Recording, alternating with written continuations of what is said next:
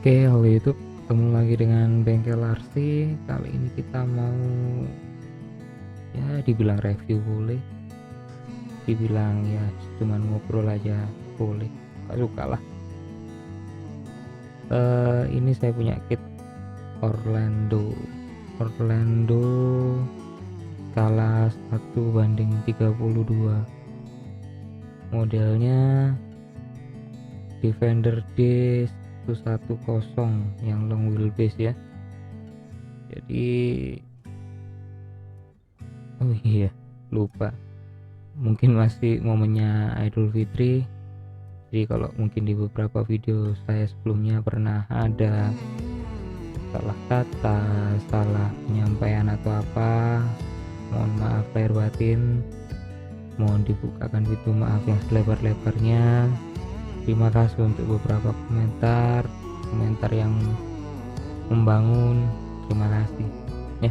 Oke, kita kembali lagi ke sini. Jadi kit Orlando ini saya beli bukan baru, karena nyari online shop yang jual baru itu juga kebanyakan harus pre-order, dan kalaupun ada yang ready stock harganya mahal.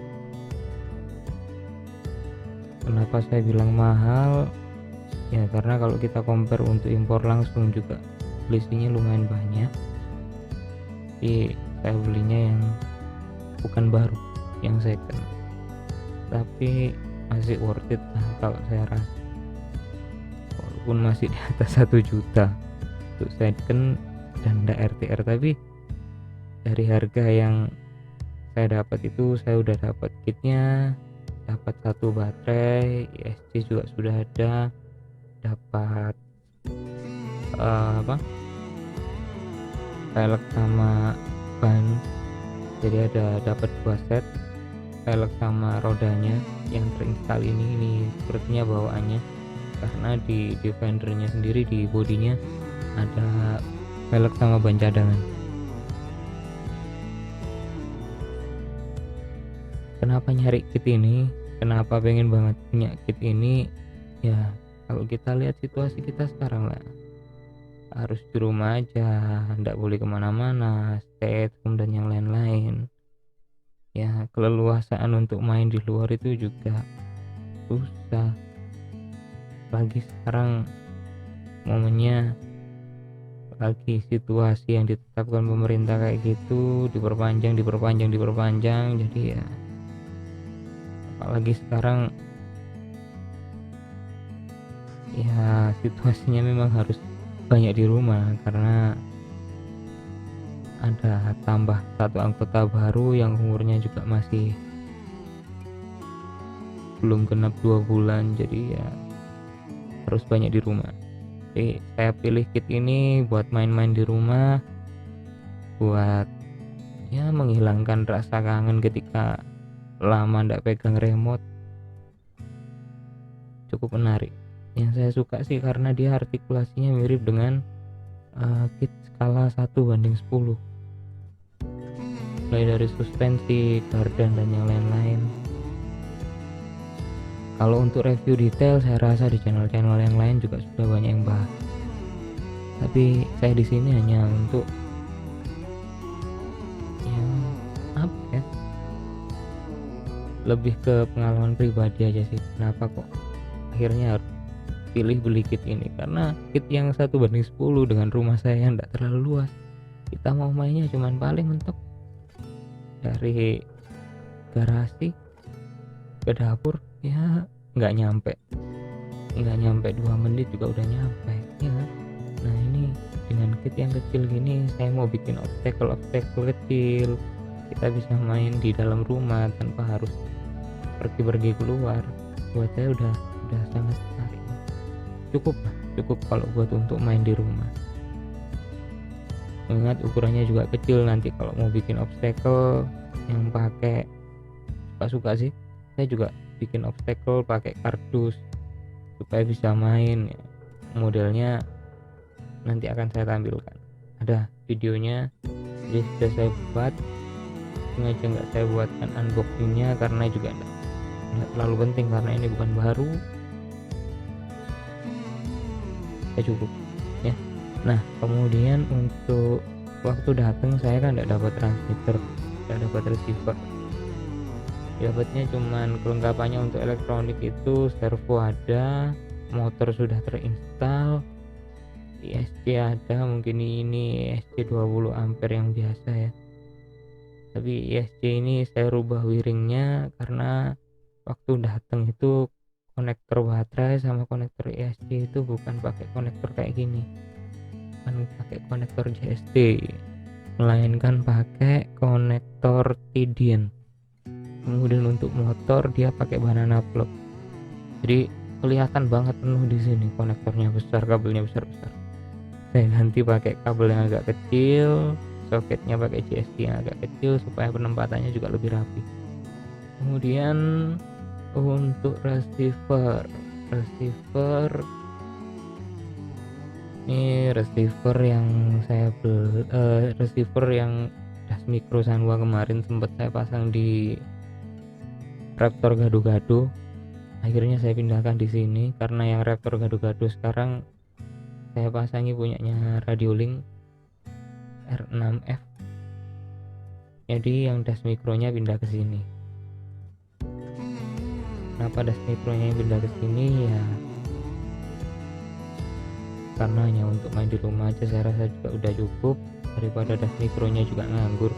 Karena walaupun kabelnya udah saya ganti, sempat saya pakai main juga udah tidak ada masalah, tapi agak was-was saja, takutnya tahu-tahu patah lagi atau gimana, atau mungkin performanya udah turun. Jadi yang saya pakai Das Micro-nya di sini, tapi kemarin fitting casingnya Das Micro ndak muat, akhirnya Das Micro-nya hanya dipasang setengah bodinya. Nih ya, tidak masalah, yang penting juga masih ada di dalam semua. Itu juga dipakai untuk off-road yang sampai kecebur air atau gimana, yang penting tetap fun di rumah ya. Nah kondisinya waktu datang itu ya sedikit mengecewakan sih, karena dari si sellernya bilangnya kondisinya masih utuh, masih bagus semua, masih min semua lah pokoknya. Tapi ternyata pion patah, akhirnya harus dilem.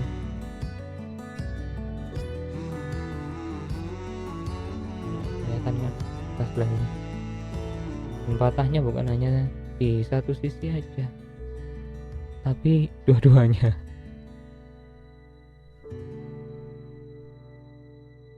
Oke lah.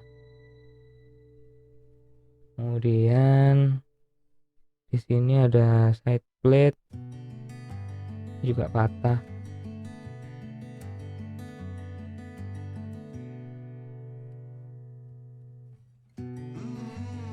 Di kanannya patah, atau emang dipatahin atau gimana. Kalau udah kayak gini ya sebetulnya agak kecewa sih, kenapa enggak dijelasin dari awal kalau bagian-bagian ada yang patah, ada yang apa. Kemudian servo mount itu awalnya dia nempel di sasis rail, tapi kuping servonya itu ada yang patah. Akhirnya kok kebetulan di dalam packnya itu ada servo mount untuk dipasang di atas gardan. Ya saya harus keluarkan ekstra tenaga lagi, ekstra pikiran lagi untuk pasang servo mountnya di atas gardan. Jadi sekarang posisinya servonya duduknya di atas gardan ya, bukan lagi di frame rail.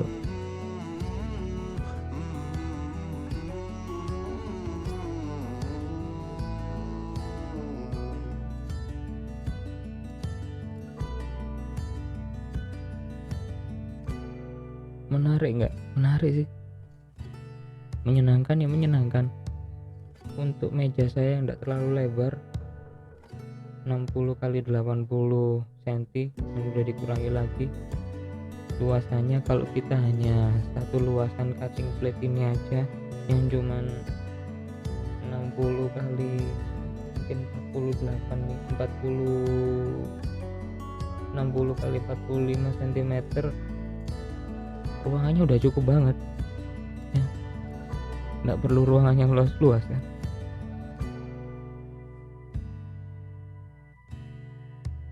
Worth it untuk dipakai di dalam rumah ya, sangat worth it ukurannya. Kenapa nggak worth it ya, sangat worth it kalau untuk dipakai di dalam rumah, menyenangkan sekali untuk dipakai di dalam rumah.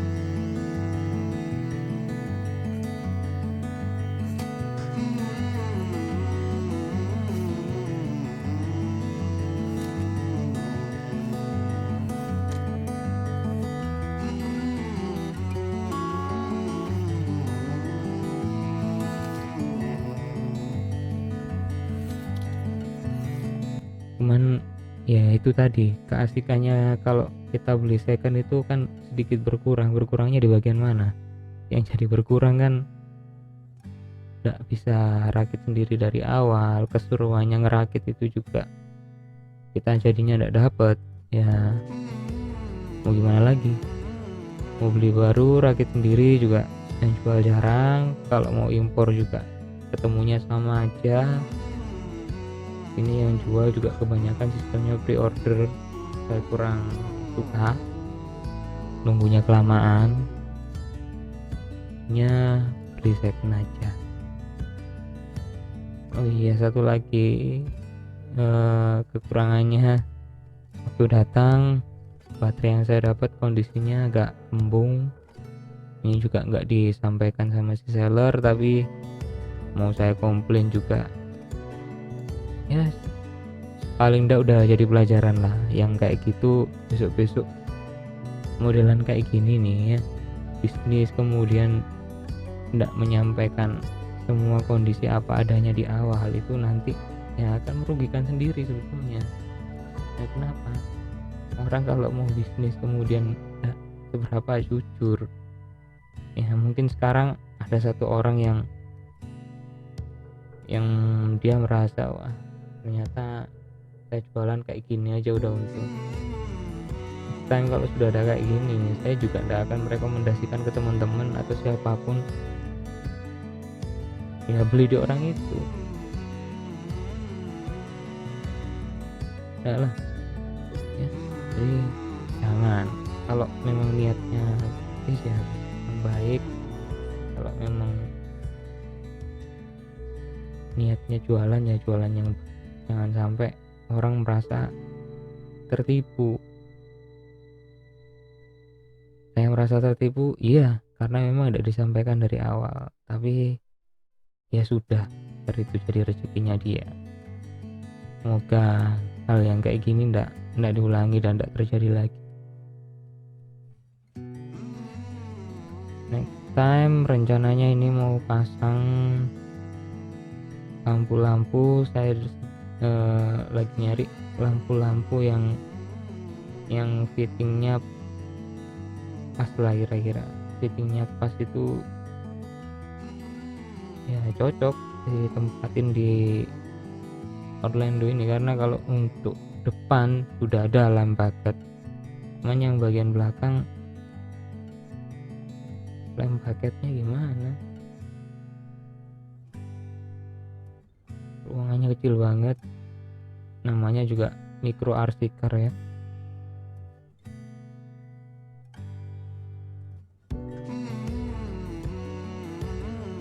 Oke, itu aja saya rasa. tidak ada yang perlu dibahas sih. Yang di reviewer lain juga mungkin sudah banyak yang pernah bahas Kid Orlando ini, jadi saya tidak akan bahas terlalu banyak supaya nanti durasinya tidak terlalu panjang, jadinya makin membosankan. Oke, terima kasih sudah menonton.